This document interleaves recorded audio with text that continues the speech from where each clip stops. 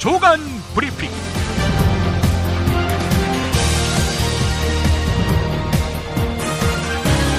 (2016년 7월 23일) 토요일입니다.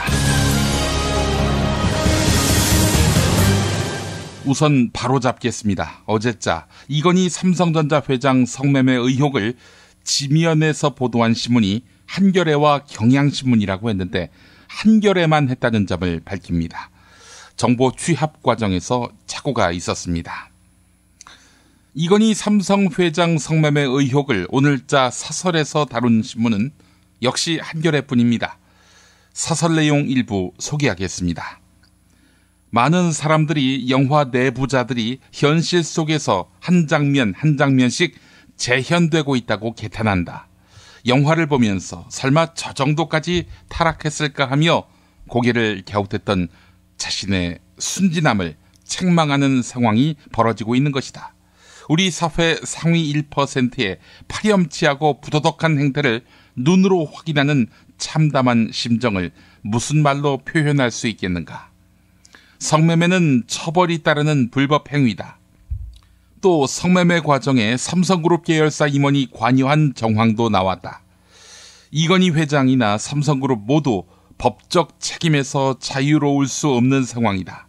이건희 회장이 2014년 5월 급성 심근경색으로 쓰러진 뒤 2년 넘게 의식불명 상태라는 사정을 참작하더라도 수사당국의 신속하고 철저한 조사가 불가피하다.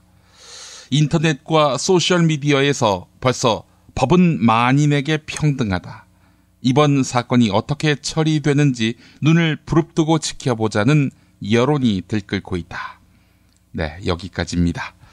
그러나 법은 만인이 아닌 만명에게만 평등하다는 말이 현실이라는 자조도 있습니다. 토요 스페셜로 함께할 조간브리핑 광고 듣고 시작합니다. 중고차 거래하면 일이 술술 잘 풀리는 조광래 중고차 1800-9538 고맙습니다. 1600-1475 클럽센터에서는 비싼 가입비 상상하지 마세요. 만남이 성사되고 난 뒤에 받습니다. 10수년 베테랑 커플 매니저가 도와드리는 1600-1475 클럽센터. 노력한 만큼 내어주는 자연, 그 자연의 마음을 알기에 정성농장 홍삼. 검색창에서 정성농장 홍삼을 검색해주세요. 010-9754-6972. 미궁 장사랑! 구렁이똥 이뻤다. 장이 살아야 내 몸이 산다. 배변 활동에 도움을 주는 건강기능식품입니다. 미궁 장사랑. 지금 검색창에 미궁 장사랑을 검색하세요. 술술 풀리고 간장과 신장을 보호해 숙취를 완전히 제압합니다. 80%에 육박하는 재구매율 술술 풀리고. 네이버 다음에서 고려생활건강 술술 풀리고를 검색하세요. 서울, 인천, 경기의 신축 빌라타임즈에서 알차게 전해드립니다. 튼실한 사진, 지도 정보에다 현장 답사 서비스, 허위 매물에는 100만원 보상까지. 빌라타임즈를 검색하세요. 술자리 많은 요즘 3차까지 달린 당신을 위한 필수품. 전창걸의 새싹 땅콩차. 이제 속쓰림은 잊으세요. 070-8635-1288 070-8635-1288. 이건희 삼성전자 회장의 성매매 의심 동영상, 애초 금품 요구용으로 제작된 거 아니냐는 의혹이 나옵니다. 이 동영상과 관련해서 2012년 삼성그룹과 CJ그룹에 금품을 요구하는 메일이 전달됐다고 합니다. 당시는 고 이맹희 CJ 명예회장이 아버지인 이병철 삼성 창업자의 차명 상속재산을 돌려달라면서 동생인 이건희 회장 쪽과 소송전을 벌이던 무렵이었습니다. 삼성 쪽이 이재현 CJ그룹 회장을 미행했다는 주장이 나오는 등 양측이 첨예하게 대립하던 때였습니다. 한편 동영상을 쥐고 흔들었던 사람들, 중국을 근거지로 삼아서 한국을 오가며 거래를 시도한 것으로 보입니다. 동영상 촬영자는 물론이고 동영상을 건네받은 사람들은 제중동포 억양을 사용해서 제중동포일 가능성이 높은 것으로 보이는데요. CJ 쪽은 이 같은 금품 요구를 거절했다고 합니다. 한편 동영상 촬영자들은 지난해 하반기에 한겨레에다가도 금품 제공을 대가로 동영상을 제공하겠다 이렇게 접근해 왔는데, 한겨레는 금전적 보상을 전제로 한 정보 제공이나 협조를 받지 않는다는 한겨레 취재 보도 준칙에 따라서 이를 거절했습니다. 이건희 회장이 성매매 의심 여성에게 건넸다는 돈 봉투에 담긴 수표는 우리은행 삼성타운 지점에서 발행한 것이고, 동영상 촬영 장소 가운데 하나인 서울 논현동 빌라는 김인 전 삼성 SDS 사장 이름으로 전세 계약된 곳이었다고 합니다. 만약 회사 돈이 빌라 임대에 쓰였다면 횡령 의혹이 불거질 수 있고요. 김인 전 사장이 이건희 회장 돈을 대신 운용하면서 빌라를 빌렸다면 금융실명제법 위반 논란이 일 수 있습니다. 무엇보다도 회장님의 즐거움을 위해서 회사가 동원됐다는 의혹이 가능한 거 아니겠습니까? 3대 세습의 기쁨조까지 어디하고 많이 닮지 않았습니까? 한겨레가 보도했습니다. 중앙일보 단독입니다. 진경준 검사장 사건을 수사하고 있는 이금로 특임검사팀. 지난 10년 동안 김정주 넥슨 창업주와 넥슨이 수사선상에 오른 사건을 모두 살펴보고 있다고 합니다. 수사팀은 그 가운데 진경준 검사장이 개입했을 가능성이 큰 것을 추리고 있습니다. 진경준 검사장이 김정주 대표로부터 받은 주식의 대가성을 확인하기 위해서입니다. 우병우 청와대 민정수석의 처가가 상속세 체납으로 세무당국에 의해서 근저당권이 설정됐던 부동산이 있었습니다. 그런데 그 부동산을 조셉 회피처 버진 아일랜드의 한국계 미국인에게 처분했다고 합니다. 속칭 검은머리 외국인인 이 미국인은 한국에서 3선 국회의원과 장관을 지낸 사람의 사위였습니다. 국민일보가 우병우 수석의 처제 이모 씨가 소유했던 서울 압구정동 현대아파트의 부동산 등기부 등본을 확인한 결과입니다. 청와대 민정수석의 처가 인사들이 조셉 회피처로 국적을 직접 변경하거나 우병우 처제가 그랬다는 거 아닙니까? 거기에 조셉 회피처 인사와 부동산 거래를 한 사실은 박근혜 대통령의 지하경제 양성화 기조와 어울리지 않는다는 평이 나온다고 국민일보가 지적했습니다. 우병우가 자신을 둘러싼 각종 의혹에 대해서 공식적으로 해명했지요. 하지만 진경준의 비리는 왜 제대로 검증하지 못했는가? 이런 논란, 책임 추궁, 이건 더욱 커지고 있습니다. 한국일보가 입수한 2010년 청와대가 만든 공직 후보자에 대한 기본 검증 절차만 제대로 거쳤어도 방지할 수 있었다. 이런 지적이 나오고 있습니다. 진경준이 김정주로부터 비상장 주식을 매수한 점, 진경준이 넥슨의 리스 차량을 이용한 점, 진경준의 수사 대상이었던 대기업이 진경준 처남회사에 일감을 몰아주도록 청탁한 점, 이 점을 답변했어야 했다는 것이죠, 진경준이. 자, 그런데 말이죠. 안 물어봤다는 겁니다. 최근 새로 제기된 김정주 가족과의 해외여행 과정에서 진경준이 김정주로부터 향응을 제공받은 혐의도 포함됩니다. 이미 검찰이 혐의를 확인했거나 수사 중인 혐의들인데 왜 문제 삼지 않고 덮었느냐, 이런 추궁이 우병우에게 향하고 있습니다. 그래서 경향신문은 우병우가 인사 검증할 자격이 없다고 일면에서 지적했습니다. 고위 공직자, 즉 진경준이 특정 기업의 주식을 88억 원어치나 갖고 있으면 당연히 의심했어야 하지만 우병우는 무슨 이유 때문인지 대수롭지 않게 여긴 것입니다. 근본적인 책임은 박근혜 대통령에게 있습니다. 현 정부 들어서 김종훈 미래창조과학부 장관, 김병관 국방부 장관, 한만수 공정거래위원장, 김명수 교육부 총리, 정성근 문화체육관광부 장관 후보자 등 고위 공직자들의 인사검증 실패가 유독 많은 것도 이와 무관하지 않습니다. 그까이 거 대충 이랬다는 거지요. 아니면 이 사람 아니면 안 돼, 이런다던지요. 자, 그럼에도 불구하고 박근혜 대통령, 저는 무수한 비난과 저항을 받고 있다. 여러분도 소명의 시간까지 의로운 일에는 비난을 피해가지 말고 고난을 벗삼아 소신을 지켜나가기 바란다 라고 했었죠. 우병우에 대한 신뢰와 감싸기라는 해석이 나올 법하게 말입니다. 자, 그런데 중앙일보는 우병우는 자기가 하지 않은 일로 책임질 수 없다는 얘기를 되풀이하고 있는데, 청와대 민정수석이란 자리는 의혹의 대상이 되는 것만으로도 관두는 자리다. 그래서 칼날 위의 자리라고 하지 않던가. 네, 이렇게 사설로 질타했습니다. 한마디로 속히 물러나라는 얘기지요. 더불어민주당의 볼륨 낮추기, 야성 감추기. 네, 김종인 비상대책위원회 대표와 우상호 원내대표가 주도하고 있습니다. 두 사람은 내년 대선을 앞두고 수권정당으로서 안정감을 키워야 한다는 공감대 속에 지도부 회의 시간도 줄이고 잡음 생길 만한 일은 애초부터 안 만들려 한다는 게 당내 인사들의 공통된 시각인데요. 볼륨 낮추기에 대한 당 안팎의 평가는 엇갈립니다. 윤희웅 오피니언 라이브 여론분석센터장은 여권이 붕괴의 조짐을 보이고 있는데 야당이 공세적으로 나서면 정치 지형이 여야 대립구도로 바뀌고 여권 지지자들을 뭉치게 할 것이다.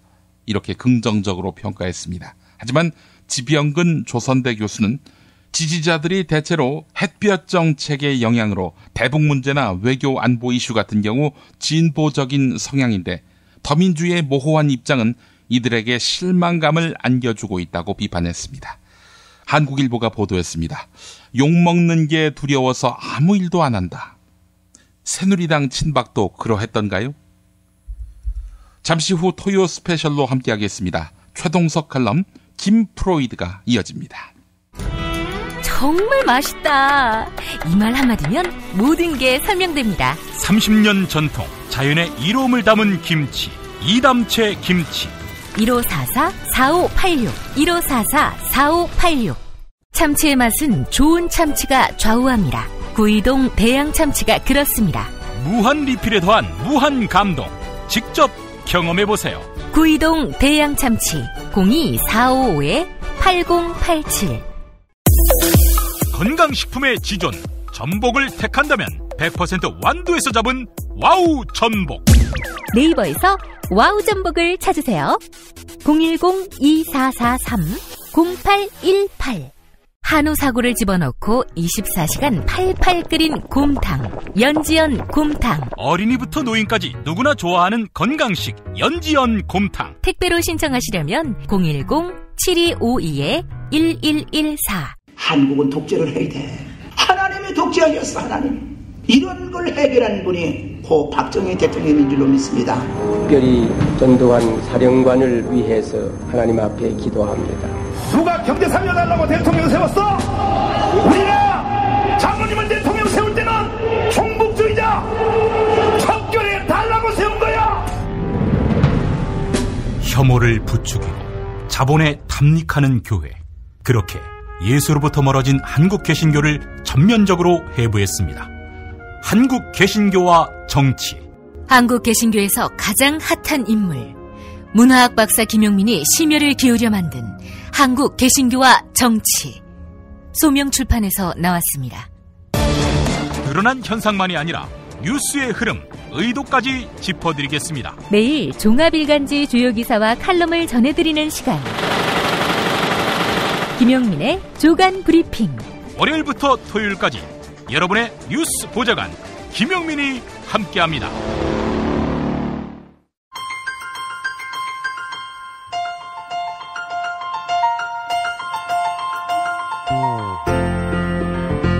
최동석 칼럼.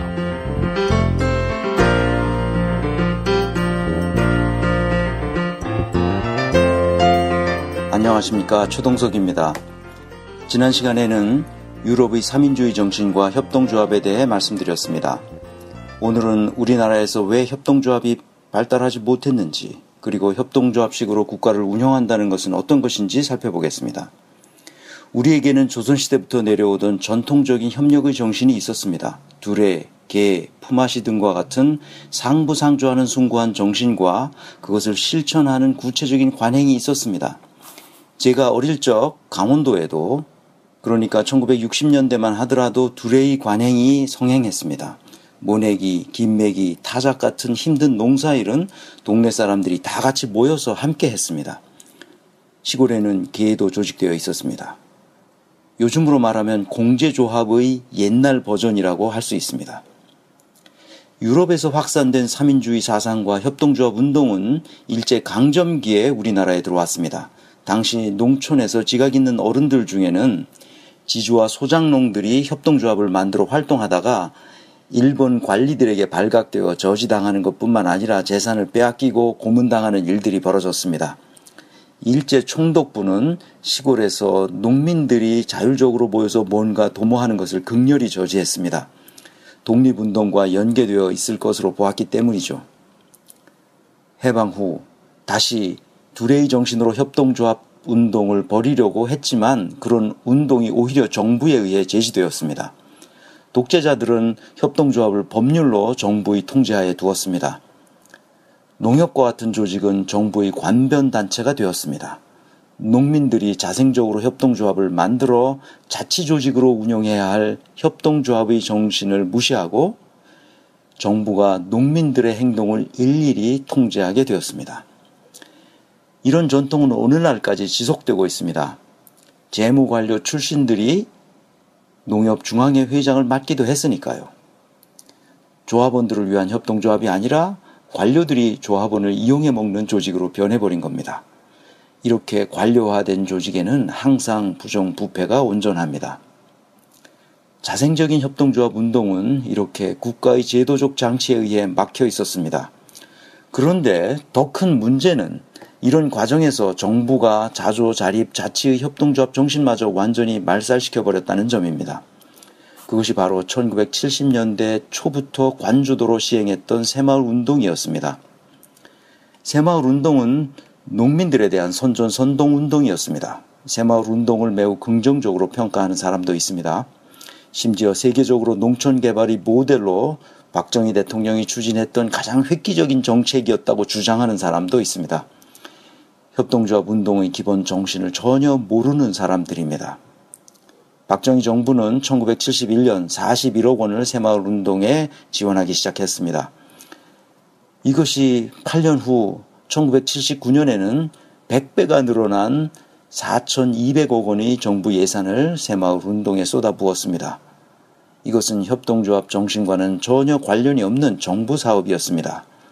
독재자들은 시민들이 자생적으로 할 수 있는 것은 무엇이든지 틀어막았습니다. 아직도 새마을 운동을 선전하기 위해 예산을 투입하고 있는 모양입니다.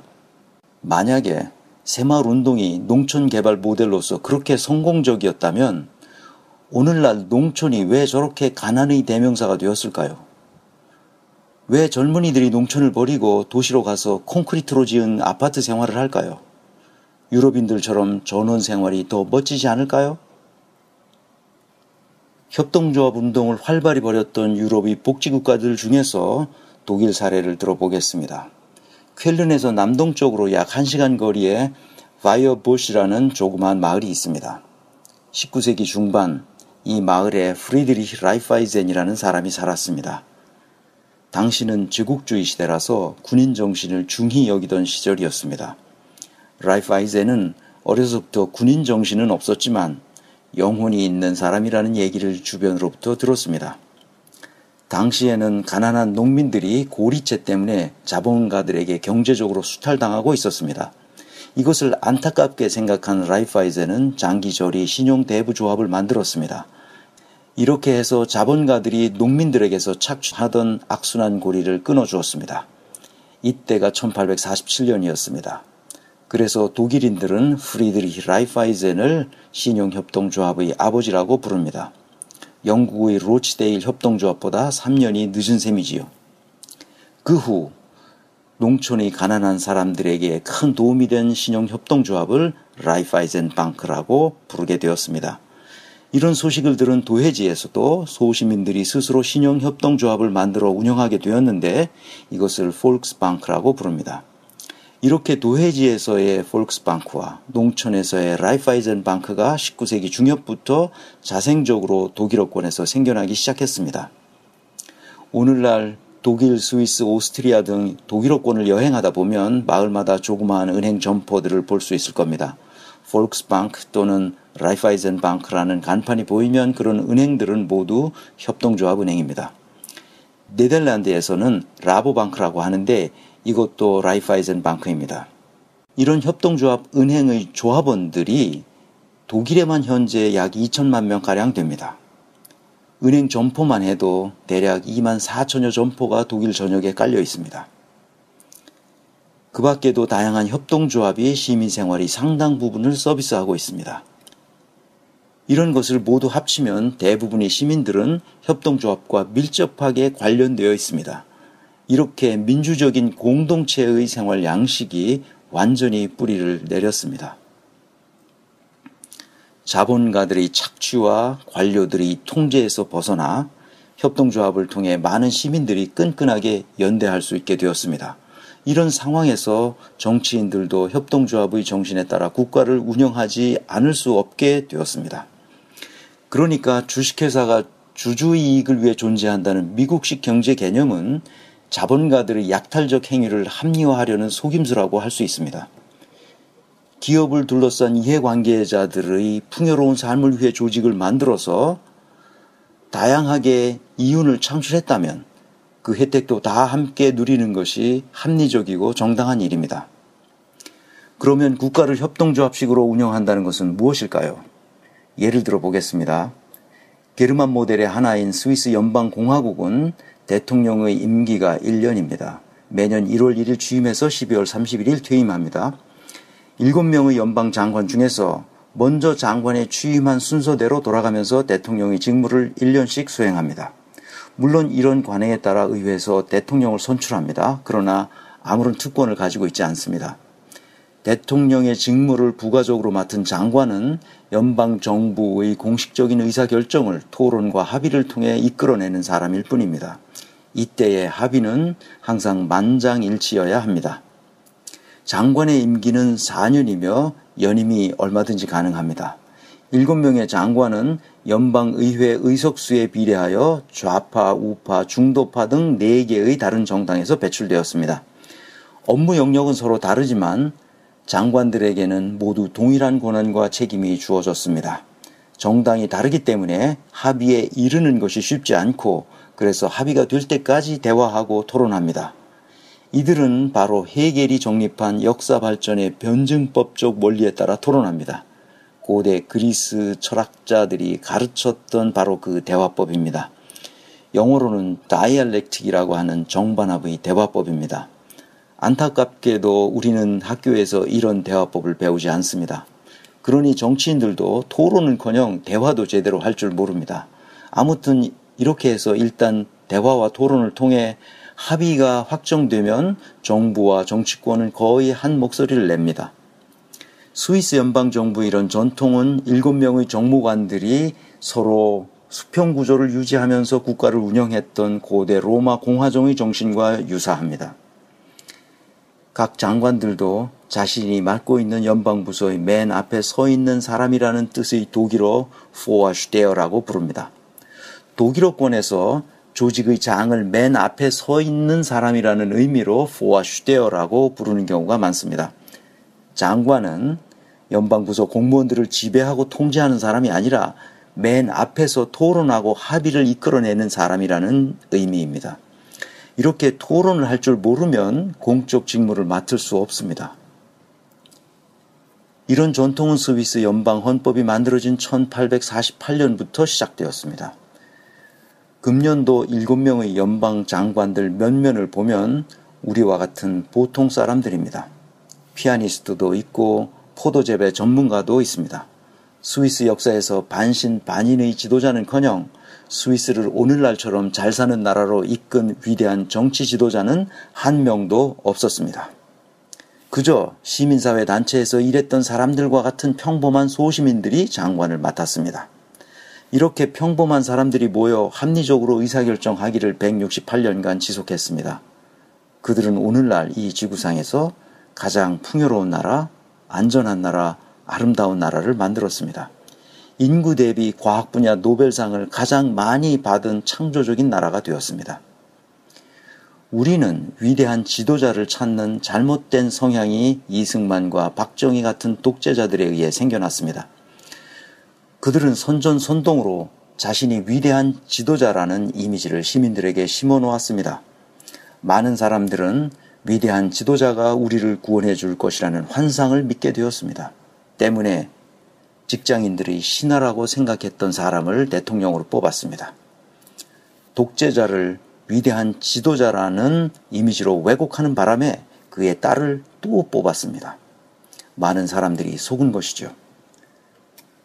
우리에게는 위대한 인물이 필요한 것이 아니라 지극히 상식적이고 지극히 합리적으로 사고할 수 있는, 시민들의 고통에 공감할 수 있는 그런 선한 사람이 필요합니다.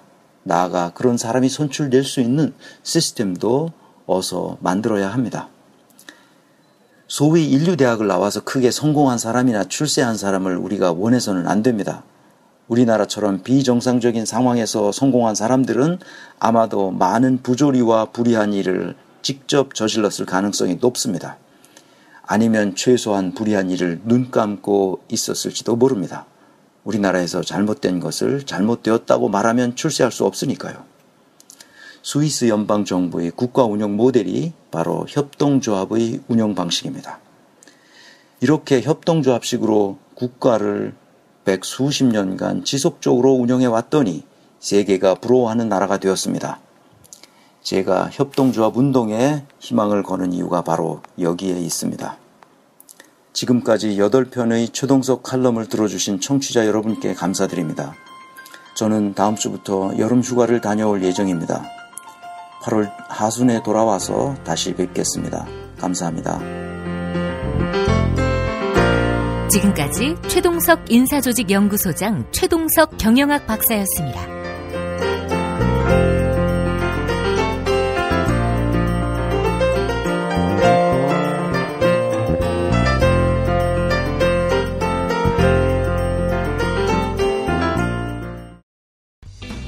들을 만한 팟캐스트를 찾고 계시다고요?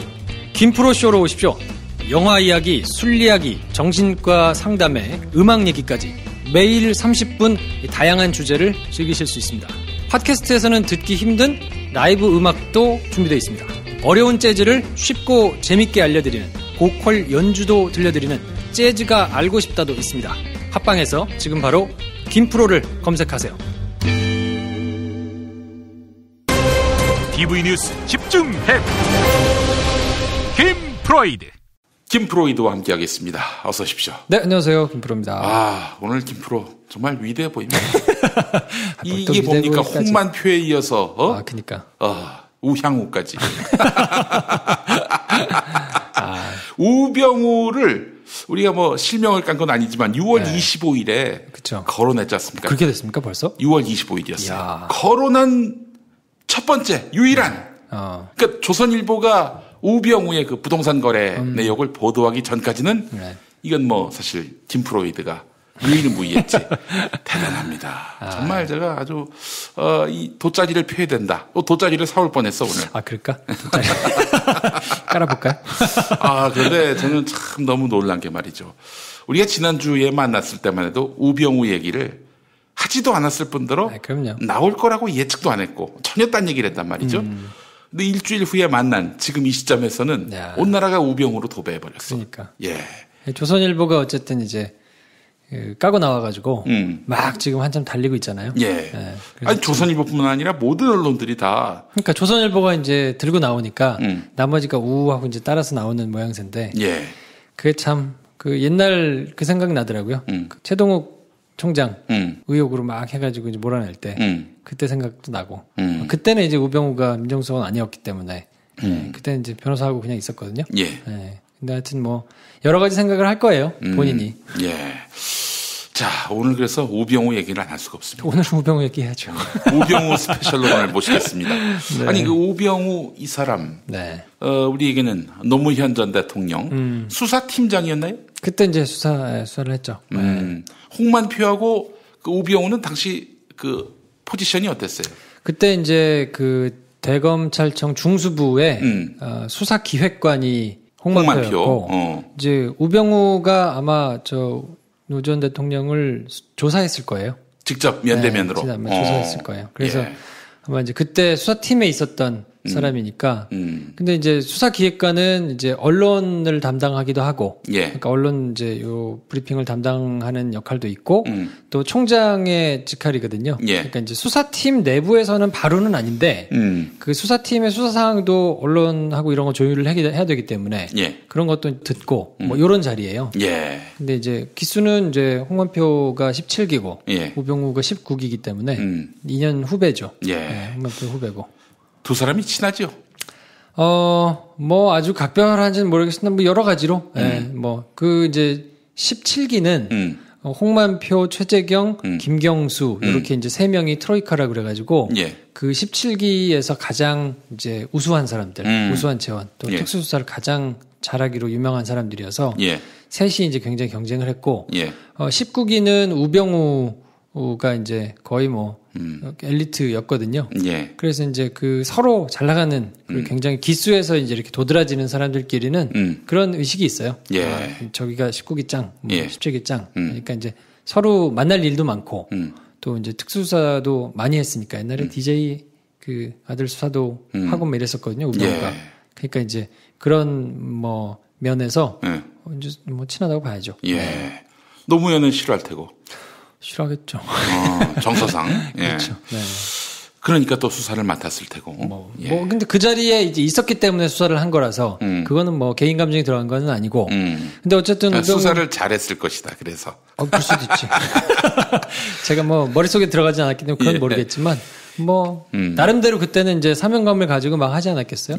왜냐면 그때 제가 기억하기로는 이제 저는 출입 기자였고 홍만표 지금 이제 변호사가 그때 당시에 수사기획관이었기 때문에 언론을 전담했었거든요. 그러니까 저는 사실 홍만표 변호사를 매일 만났었고, 그러니까 이제 그 사람들이 하는 얘기에 가장 그 주요한 골자가 그거였어요.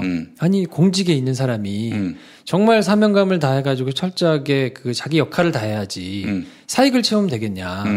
그런 거에 흔들림이 되겠냐. 그러면서 노무현을 깐 거지. 그러면서 노무현을 깠죠. 그 주변에 있는 뭐 가족들 뭐 이런 걸 다 하면서 이게 말이 되느냐. 포괄적 뇌물죄를 적용해야 되는 거 아니냐. 뭐 이러면서 이제 한참 막 수사를 했었거든요. 제가 앞서서 말씀드린 수사를 잘했다는 표현은 MB 기준으로 수사를 잘했다는 얘기입니다. 그랬겠죠. MB한테 예쁘게 보이는 기준으로.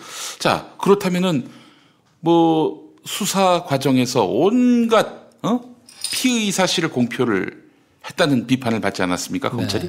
그럼 그 이빨이 홍만표였겠군요. 그때 당시에는 이제 그런 매일 내려와서 제가 기억하기로는 한 오후 3시, 3시 반 이 정도 됐어요. 그러니까 매일 그때는 내려와서 브리핑하는 시간이었어요. 시계 던졌다. 그거는 누가 알려준 거예요? 그거는 뭐 따로 공식적으로 확인하진 않았어요. 그냥 내부적으로. 왜냐하면 단독이 나올 때는 그렇게 공식적으로 얘기해 주진 않거든요. 그래서 이제 당시 그 이인규가 그 수사 책임자였죠. 그때 이제 그렇죠. 중수부장이었죠. 이인규 얘기로는 우리는 상관없다. 국정원이 만들어낸 얘기다. 이렇게 또 나중에 밝히지 않았습니까? 그러면 자기가 잘못했다고 얘기하겠어요? 그건 별로 신빙성이 없다? 신빙성 없습니다. 그렇군요. 알겠습니다. 국정원이 소스라고 얘기하는 거는 낭설이고요. 그건 이인규 입장에서는 중수부장이고 그런 기사가 났는데 야 이거 확인해봐. 그러면 밑에서 누가 나간 걸로 보입니다. 이렇게 하겠습니까? 국정원도 있고 뭐도 걸려 있으니까 책임을 딴 데로 통치겠죠. 그 사람은 그렇게 보고를 받았을 수는 있는데 사실관계하고는 전혀 다릅니다. 알겠습니다. 노무현 전 대통령 수사 당시에 핵심 주역이었던 홍만표 그리고 우병우의 지난 이력을 잠깐 짚어봤고 자 이제 우병우 이게 지금 논란의 출발점이 저거 아닙니까? 그렇죠.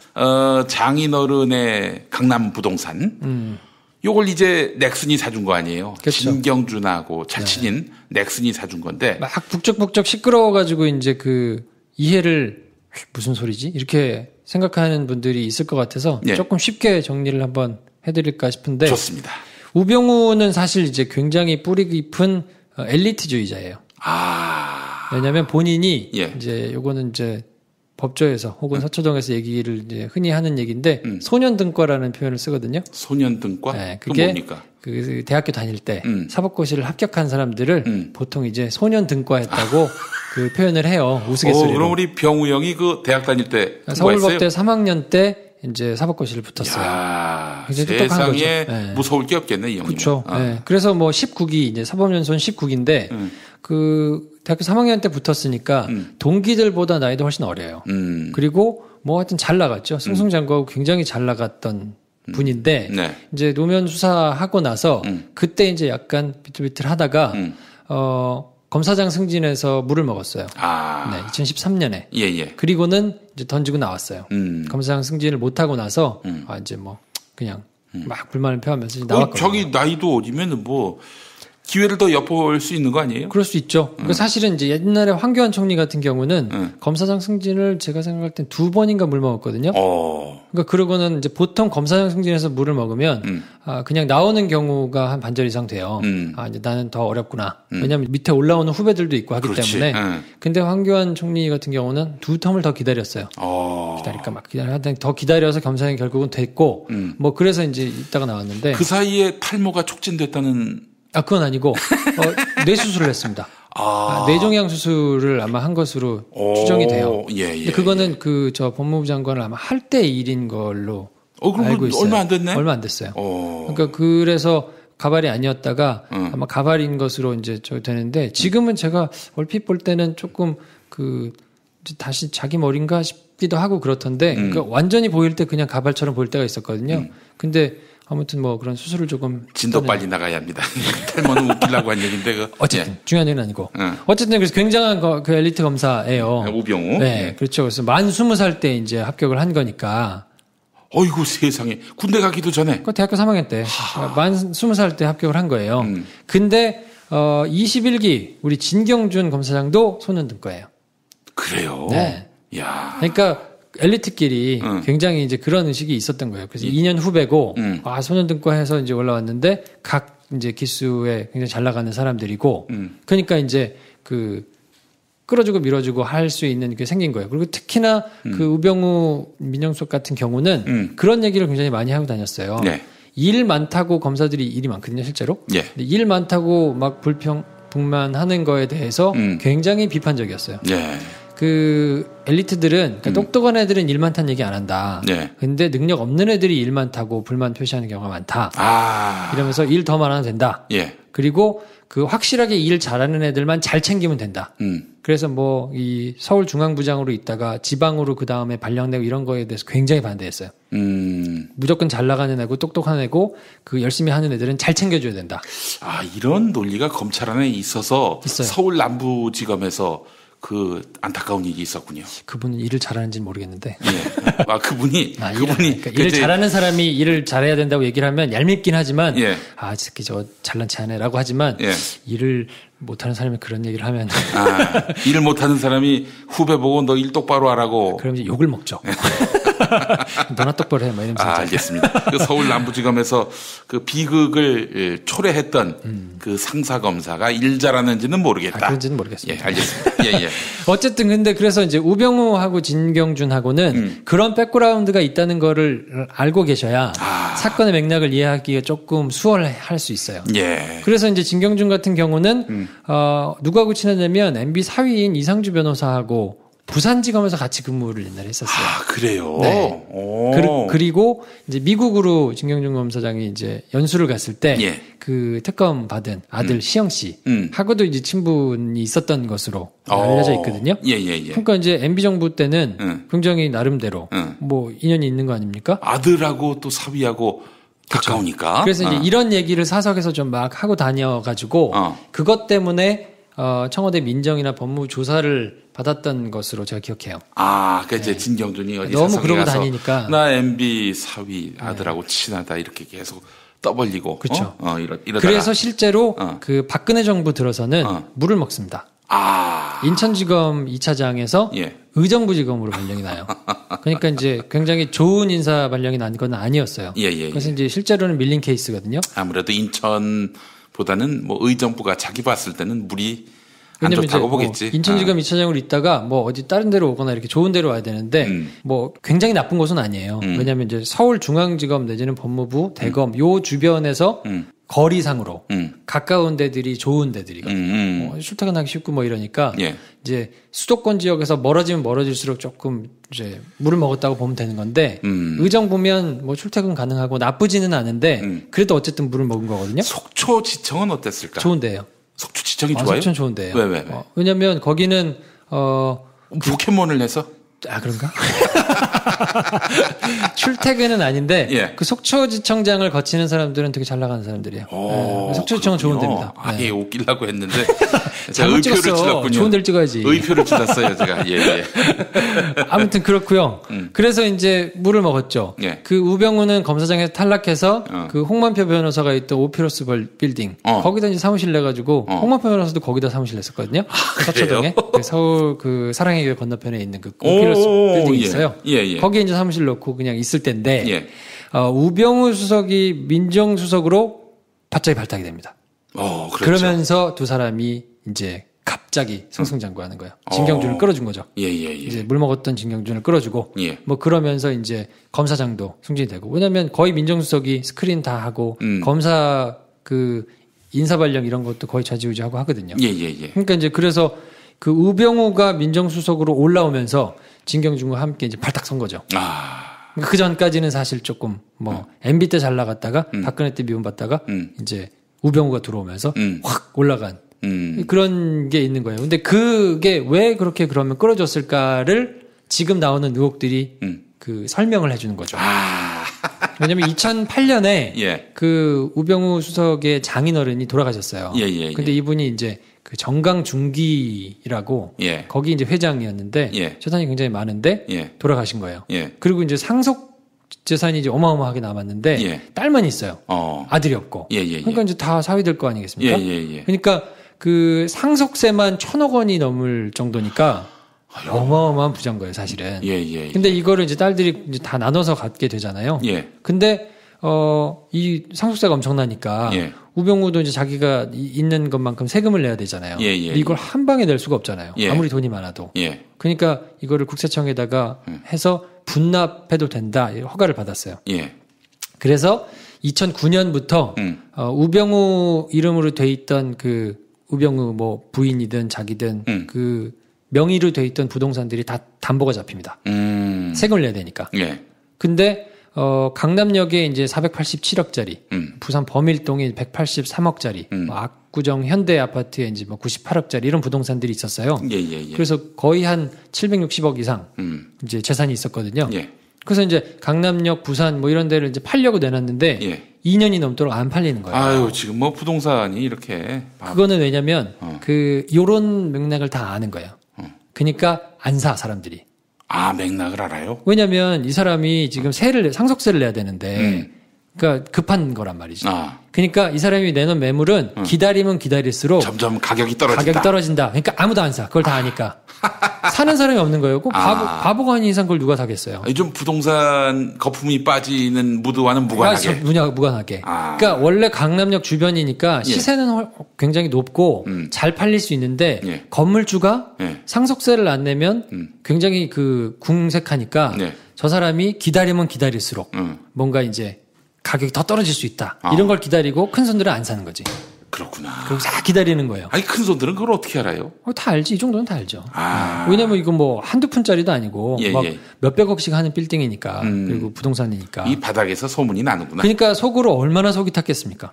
우병우 같은 입장에서는 이걸 팔긴 팔아야 되겠는데 내놔도 시가에 내놔도 안 나가는 거예요. 그렇다고 이거를 막 헐값에 내놓자니 이거 말이 안 되는 것 같고 마땅히 누가 사주지는 않잖아요. 그러니까 정말 속이 타면서 시간은 점점 다가오고 부동산은 담보로 잡혀있고 잘못해가지고 안 내면 세급 체납자 될 수도 있고 뭐 경매로 넘어갈 수도 있고 막 이러니까 속이 얼마나 탔겠습니까?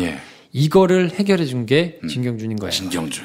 이제 자기 친구 중에 이제 김정준 엑스선장이 있으니까 우병우하고 김정주하고는 직접적으로 아는 사이는 아니란 말이에요. 그러니까 이제 야 네가 저 좀 이렇게 사주면 좋지 않겠냐?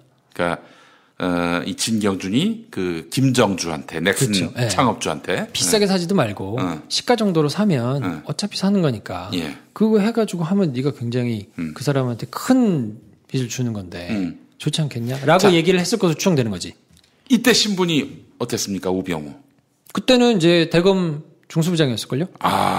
그때 이제 한참 뭡니까? 이걸 팔 때가 그 저축은행 수사. 그러니까 한참 진행 중이었었어요. 예. 그러면은 끝발이 있는 양반이니까.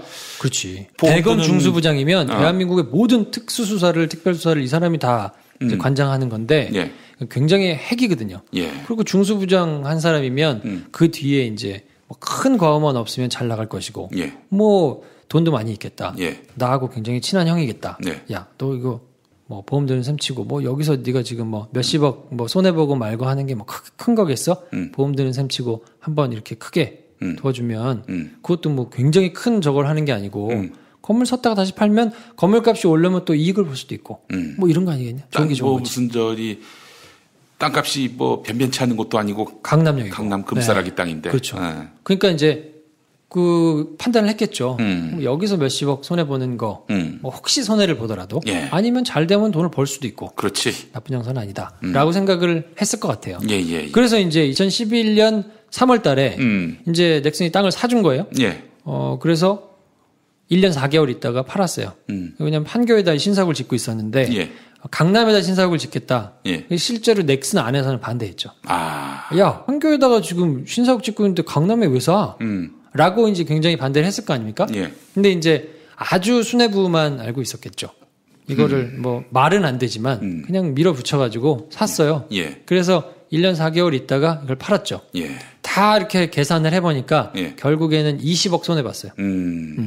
근데 그러니까 결국 넥슨은 뭐 20억을 손해본 건데 네. 그러면 누가 이익을 받나 따져봤더니 예. 이제 우병우 처가 여기는 가산세를 내야 되잖아요. 예. 세금을 안 내면 예. 이제 가산세가 막 붙잖아요. 그렇죠. 그거 안 냈지. 예. 그러니까 이제 그걸 다 털어버린 거죠.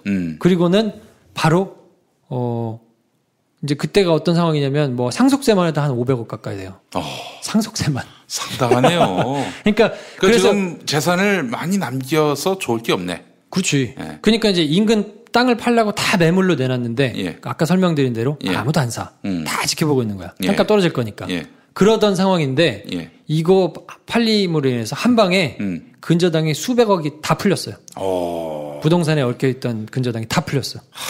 우병우가 혹시 종교가 뭡니까? 우병우 종교는 모르겠네. 기독교인이면은 뭐 정말 거긴 종교 없는 것 같아요. 감사원금을 내야 돼. 그런 상황이네. 예. 그래서 우병우 처가가 요 계약이 있은 직후에 반포에 예. 또 200억짜리 부동산을 삽니다. 돈 벌었으니까. 야. 이전 뭐 없잖아. 세금도 다 냈고. 대박 났네, 이 사람은 한마디로. 대박났지. 그러니까 이 사람은 세금도 이제 뭐 문제 해결됐지. 근저당 다 풀렸지. 반포에 200억짜리 그때 11년에 샀으니까 지금은 더 올랐을 거 아닙니까? 그렇죠. 그러니까 굉장한 여기엔 이득을 본 거죠. 근데 그 굉장한 이득을 보게 해줬으니까 넥슨이 얼마나 고맙겠어요. 큰 보험을 들어놓은 거죠. 예. 네. 그래서 지금 이 꼴이 뭐야 이게? 요즘에 이 꼬라지가 뭐야 이게 도대체? 이럴 줄 몰랐겠지. 그 정신으로 저 서든어택 2나 잘 만들지. 그 재미없다고 난리던데. 저는 죄송한데 그 넥슨하고 넥센하고 헷갈렸어요. 타이어 만드는 회사하고 헷갈렸어요. 죄송합니다, 제가. 사실 그 네이처 리퍼블릭도 뭔지 몰랐잖아, 내가. 그렇지. 뭐 아는 사람 누가 있겠어요. 네. 정말 저는 너무 무지해서 머리를 박아야 돼. 그러니까 이런 게 지금 돌아가고 있는데 말이야. 예. 김용민 불평해서 뭐 이거랑 하고 있으니까. 나는 이제 그 어느 분야의 전문가냐 모르면서 아는 척하는 이 분야에 있어서는 아마 아마 동양 최고가 아닐까 이런 생각을 해봅니다. 그러니까 돼지른다는 소리를 듣는 거예요 지금. 좋습니다. 네. 자, 그렇게 해서 아무튼 그래서 이제 이런 이제 배경이 있었어요. 그런데 조선일보가 갑자기 뜬금없이 기사를 하나 빡 썼습니다. 이게 지금 내가 듣기로는 모 통신사에서 보도를 할 시점에 이걸 조선일보가 파악을 하고 우리가 먼저 선빵치자 해가지고 바로 그냥 치고 나왔다. 이런 그러니까 얘기가 있던데. 소위 선수들, 기자들 사이에서는 뭐 이런저런 뭐 이렇게까지 자세하게는 아니더라도 네. 다 이런 데이터베이스를 나름대로 가지고 있죠. 네. 그러니까 뭐 흘러서 이제 그 김프로 같은 하찮은 이런 뭐 하찮기는 지금 팟캐스트의 사드 이런 하찮은 김프로도 네. 뭐 이렇게 얘기를 뭐 나중에 조금 있는 게 나올 거야 이런 얘기를 하지 않겠습니까? 예. 네. 근데 그 조선일보 과감하게 기사를 쓴 거죠. 예. 뭐 나름대로 이제 뭐 저기 있었겠죠 계산이. 이 정권에서 이제 우리가 해줄 만큼 해줬다. 이제는 각을 세워서 빠이빠이 할 타이밍이다. 뭐 이런 생각을 하지 않았겠습니까? 확실히 조선일보는 말이죠. 자기가 밀어줬던 정권이 막판에 별 볼 일 없어지면은 갈아타지. 바로 갈아탑니다. 지금 갈아탔다고 봐야죠. 예. 이렇게 해서 지금부터 열심히 친박 때리면은 친박 신문이었던 자신의 그간의 정체성은 완전히 지워진다고. 그렇게 해서 이렇게 씻김굿을 하고 새롭게 또 자기들의 이익을 대변해 줄 수 있는 정권 창출에 나서겠지. 조선일보가 그렇게 이제 확 스탠스를 정하니까 이제 어쨌든 조선일보가 의혹을 제기한 거에 다 묻어갈 수 있는 거예요. 그러니까 막 여기저기서 이제 그동안 가지고 있던 것들이 막 쫙 한꺼번에 이제 막 쏟아져 나오는데 제가 이제 내용을 쭉 보니까 몇 군데는 되치기 당할 것 같아. 몇 군데는? 몇 군데는 약간 헛다리 짚은 데가 좀 있어요. 그래요? 알겠습니다. 좀 안타까워. 이 김프로가 또 이럴 때 바로 또 그 지침을 만들어주는 거. 예. 아무튼, 그래가지고, 이제, 넥슨은, 부동산 거래 관여를 안 했다면서, 처음에 18일날 이제 조선일보가 보도를 하니까, 그 우병우가 뭐 기자회견을 안 하고, 입장문을 배포를 했어요. 그렇죠. 그래서 처가 소유의 부동산 매매에 관여한 바가 없다. 그리고 처가에서 부동산 중개업체를 통해서 뭐 거래를 했다고 들었다. 이러면서 이제 거래 자체를 처가에서 했다. 이걸로 자기는 이제 모르는 일. 모르는 일이다. 나중에 알고서 들었던 얘기. 네. 그렇게 이제 입장문을 발표했는데 그 뒤로 막 보도들이 막 쏟아져 나오니까 이제 그렇게 해가지고는 안 되니까 기자간담회를 자처했어요. 한 번도 그런 적이 없었는데. 그래가지고는 계약 당일날 장모님이 와달라고 해서 거기 계약하는데 가기는 했는데 자기는 그냥 그 장모님을 좀 위로해드리고 뭐 이런 차원이지. 아니 땅을 팔게 생겼는데 뭘 위로를 해? 뭐 그랬다면서 이제 얘기를 했는데 정확하게 보면 본인이 하지 않았다 이런 워딩은 없어요. 그렇지. 그러니까 장모님을 위로해드렸다. 나중에 이제 뭔가 막 했으면 아니 내가 뭐 주도적으로 이렇게 하긴 했는데 이게 장모님이 뭐 법률 이런 거 잘 모르시니까 내가 대충 그거를 도와드린 거일 뿐이었다라고 할 수 있는 여지를 남겨뒀어요. 워딩에는. 근데 지금 일부에서는 이거를 굉장히 스트릭트하게 해석을 해가지고 계약 당시에 전혀 역할을 안 한 것으로 막 그 이제 받아들여가지고 기사를 막 이제 더 쓰는 경우가 있거든요. 그거는 나중에 볼 때 반론의 여지는 좀 있어 보여요. 이쪽에서는 내가 언제 안 했다고 그랬냐. 계약에 관여 안 했다고 언제 했냐. 계약 당일 장모님 와달라 해서 갔고 장모님을 위로해드리는 일을 했다고 얘기했지. 내가 계약을 안 했다고 언제 부인했느냐. 이러면서 이제 되치기 할 가능성이 좀 있습니다. 근데 애초에 얘기할 때는 나중에 들은 얘기다. 계약한 걸로. 완전히 자기는 모르게 처가에서 진행된 걸로. 어쨌든 지금은 뭐 자기가 이제 스텝이 막 꼬이는 거예요. 이렇게 하다가. 그러니까 자기 스텝이 꼬인 거 아니야 지금. 그러니까 이제 기자간담회를 하면서는 그런 여지를 남겨두고 처음에는 야 이거 한 번만 하고 말겠지. 내가 아니라 하면 끝나겠지라고 생각을 해가지고 그냥 가볍게 보고 던졌는데 이거 쉽지 않겠다. 재판까지도 갈 수 있겠다. 그러면 거기서는 여지를 남겨둬야 된다. 굉장히 꼼꼼하게 계산을 해가지고 워딩을 한 것 같아요. 어쨌든 뭐 여지를 남겼다 하더라도 말이 바뀐 건 되죠. 확실하죠. 말 안 돼. 말이 바뀌었어. 말이 바뀌었어. 애초에 얘기하고 지금 얘기는 달라졌어요. 말은 안 돼. 누가 묻겠습니까? 왜 이렇게 얘기한다고. 근데 어쨌든 이제 그러면 중요한 거는 정상적인 거래냐 아니냐. 요거를 또 이제 막 살펴봤잖아요. 사람들이. 그래서 이제 그 잠원동 공인중개사를 통해 가지고 뭐 10억 원 중개 수수료를 주고 정상적으로 한 거래다라고 이제 기자간담회를 하면서 밝혔는데 이제 한겨레가 뒤져보니까 당사자 거래를 한 걸로 나왔어요. 중개 없이. 그래서 이제 당사자 거래를 했다고 구청에 신고를 한 것으로 나왔는데 그 얘기인즉슨 이제 중개료도 줘야 되고 법이 바뀌어가지고 공인중개사가 중개를 하면 실거래가를 반드시 기재하도록 세게 바꿨어요. 왜냐하면 하도 다운 계약서 얘기가 많으니까 공인중개사가 만약에 했다 안 하면 굉장히 세게 처벌을 하는 걸로 바뀌었거든요. 근데 만약에 여기서 하면 독박 쓸 수 있잖아요. 그렇지. 그러니까 그 사람을 빼고 왜냐하면 그 다운 거는 판 사람 산 사람만 알고 있잖아요. 그렇지. 그러니까 당사자 거래로 해가지고 뭐 이 많은 큰 부동산을 거래를 한 것으로 지금 돼 있단 말이에요. 예. 근데 그러니까 중개사가 있었잖아. 있었지. 예. 근데 이제 거래된 거는 구청에 신고된 거는 그렇게 돼 있단 말이에요. 예. 그러니까 이거는 상식적으로 추론을 해보면 예. 만약에 다운 계약서를 중개사를 끼고 쓰면 문제가 될 여지가 굉장히 많고 나중에 이제 그게 만약에 걸렸다 치면 중개사가 부를 거 아닙니까? 예. 아니 이 사람들이 하라고 해서 나는 해준 거예요. 라고 하면 다 문제가 되니까 예. 그거를 빠져나가기 위해서 예. 다운 계약서를 쓰려면 당사자끼리 해야 되니까 그거를 막기 위해서 실제로는 뭐 중개도 하고 뭐도 하고 만나기도 하고 이런 건 다 했어도 예. 수수료도 줬지만 받고 이런 거 다 했어도 예. 그냥 뭐 알 게 뭡니까? 서류상으로는 그냥 딱 깔끔하게 남기 위해서 예. 이렇게 한 것으로 추정이 되죠. 여기에 개입된 로펌이 김현장이라고 합니다. 예. 저쪽 이제 넥슨 쪽에서 이제 김현장을 샀고 이쪽에서는 뭐 이제 우병우가 있으니까 뭐 나름대로 이제 알아서 진행이 된 거고. 나중에 우엔홍 이런 거 하나 만들면 우엔홍. 아 그럴까? 우엔홍엔 진. 아 그러면 김프로쇼에다 광고 좀 하라고 해야 돼. 싸게 해드릴게요. 예. 아무튼 그래서 이제 그게 가장 큰 지금 우병우 의혹에 있어서 가장 큰 줄기는 이거고요. 나머지 것도 이제 이게 터져 나오니까 예. 이제 기자들이 뭐라도 해야 되잖아요. 예. 그럼 막 열심히 쫓아다닐 거 아닙니까? 예. 그러니까 이제 그 주변에 있는 부스러기들이 막 떨어져 나오기 시작한 거예요. 특히 아들 그 병역 문제. 아들이 이제 인사발령을 받았는데 이제 좋은 데로 갔다. 서울경찰청 차장실. 그렇죠. 예. 예. 거길 갔다. 근데 이제 굉장히 이례적이다. 근데 그 워딩을 잘 보면요. 20일 날 그 기자간담회를 하면서 우병우가 뭐라고 얘기했냐면 아들 상사를 만난 적도 없고 전화한 적도 없다. 라고 얘기했거든요. 이 말은 그러니까 제가 볼 때는 예. 제가 그냥 상식적으로 추론할 때는 알아서 했겠지. 알아서 했겠지. 이걸 민정수석이나 되는 사람이 아들 챙겨달라고 전화했겠습니까? 예. 그러니까 안 해도 아니 들어왔는데 우병우 아들이 들어왔어. 이 나는 새도 떨어뜨린다는 대한민국 실세 중에 실세인 민정수석 아들이 들어왔는데 예. 어느 바보 같은 경찰청장이 그 인사를 맘대로 하겠어요. 인사 기록 카드에 적혀 있는 이름이 이야기해 줬겠지. 아니 아버지 이름 우병우 직업 공무원 이렇게 적었을 거 아닙니까? 예.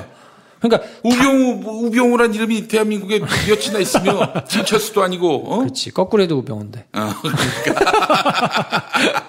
아무튼 그러니까 이걸 경찰에서 신경 안 썼겠어요? 그렇지. 경찰의 모든 수사를 관할하고 있는 최위에 있는 사람이라고 사실상 봐도 무방한데. 근데 만약 정말 이거에 무감하고 둔감한 사람이었다면은 우병우가 측면을 통해서 메시지를 전했겠지. 메시지를 정하는 게 아니라 와서 뒤통수를 맞았겠지. 그 선배한테 와서 맞았겠지. 야, 이 새끼야, 너 지금 장난하냐? 그 정도의 정무 감각을 가진 사람이면 높은 자리 못 올라가고요. 그렇지. 예, 그래서 이거는 제가 볼 때는 그냥 알아서 챙겨준 것 같아요. 근데 알아서 챙겨줬으니까 우병우 입장에서는 억울할 만할 것 같아.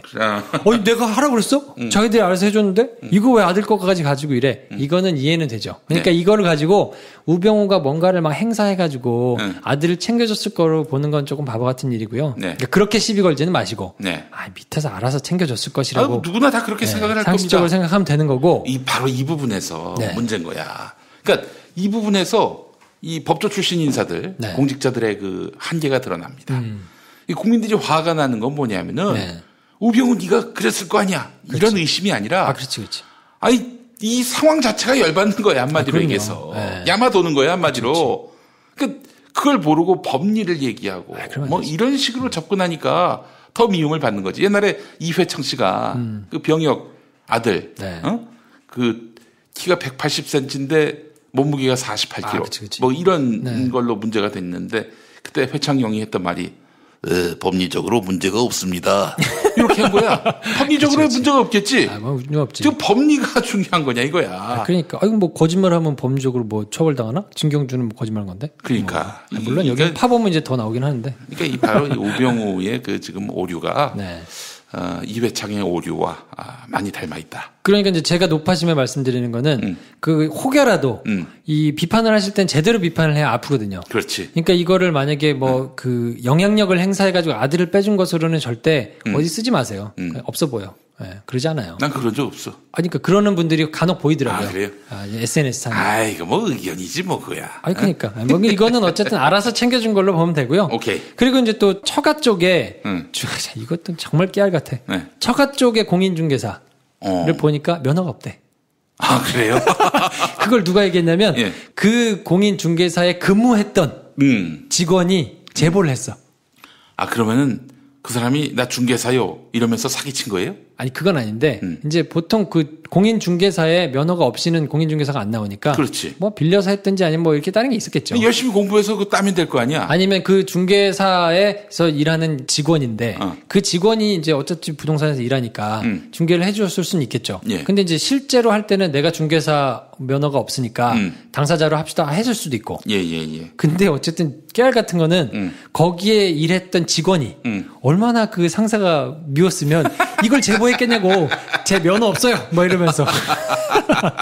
그러니까 이런 부스러기들이 진짜 많이 나오는 거예요. 그리고 또 여기서 이건 약간 조금 좀 없어 보이긴 하는데 그 이거를 이제 하러 갔을 거 아닙니까? 그 우병우가 장모님이 위로해드리러 가는 길에 위로해드리러 갔는데 어디 신문에서는 이렇게 비판도 해요. 공무원이 4시간 동안 자리를 비웠다. 그러니까 실제로 수사가 막 한참 있는데 이거를 근무 시간에 가서 했을 테니까 근무 시간에 가서 이런 걸 할 수 있냐? 뭐 이러면서 이제 그걸 막 문제 삼는데 그 경향신문인가 한겨레인가 그랬어요. 뭐 하여튼 근데 이건 조금 무게감이 좀 떨어지긴 아니 근데 합니다. 당일날에 저축은행 그 압수수색이 있었다고 본인이 수사를 총괄한 위치면은 그러니까 매우 중요한 말은 돼요. 말은 되는데 제가 볼 때는 그냥 중량감은 좀 떨어져 보인다. 뭐 그 단독이라고 붙이기도 좀 그렇고 조금 그냥 중량감이 좀 떨어져 보인다. 근데 어쨌든 이 부동산 건만 하더라도 이거 커요. 그럼요. 문제는 충분히 있고 이거 자체가 뭐 하찮다는 건 아닌데 어쨌든 뭐 그렇다는 얘기고요. 우병우 처제가 또 털렸어요. 2013년에 그 세인트 이름도 어려워. 세인트 크리스토퍼 네비스라는 데 국적을 취득했대. 이게 나라 이름이에요? 그렇지. 대한민국 국민이 아니에요. 세인트. 2013년에 세인트 크리스토퍼 네비스.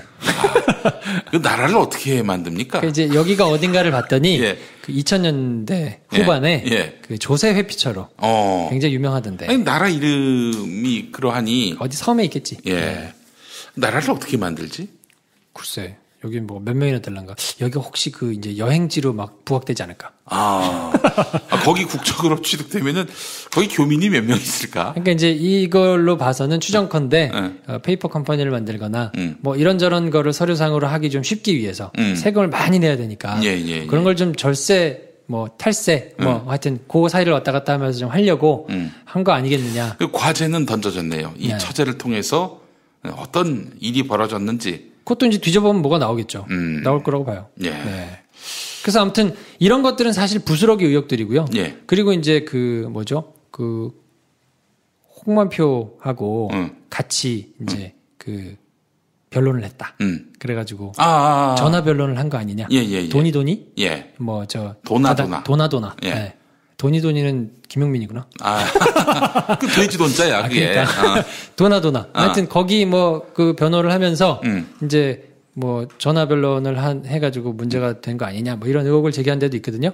이건 조금 헛다리 짚은 것 같아요. 그래요? 왜냐면 선임계 낸 것 같아요. 선임계 낸 것 같다. 선임계 냈고 선임계를 내고 그냥 변론을 한 거라면 그 문제가 될 게 없지 없거든요. 그러니까 이거 가지고는 여기서 굉장히 세게 되치기를 준비하고 있어요. 민형사상으로 소송하겠다.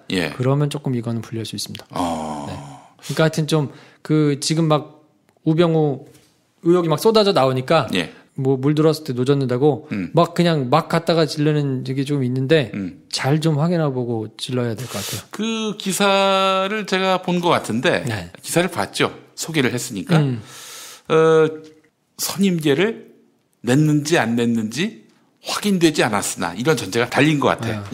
근데 그거는 이제 세게 이쪽에서 되치기를 하면 조금 불리할 수 있어요. 원래 언중이 가고 뭐 민형사상 재판 가고 막 이러면 좀 불리할 수 있는데 어쨌든 그거는 뭐 법적으로는 문제가 그렇게 크게 있어 보이지는 않고 뭐 어쨌든 그러니까 주요한 거는 그 부동산으로 그냥 놓고 보면 간단하게 보면 돼요.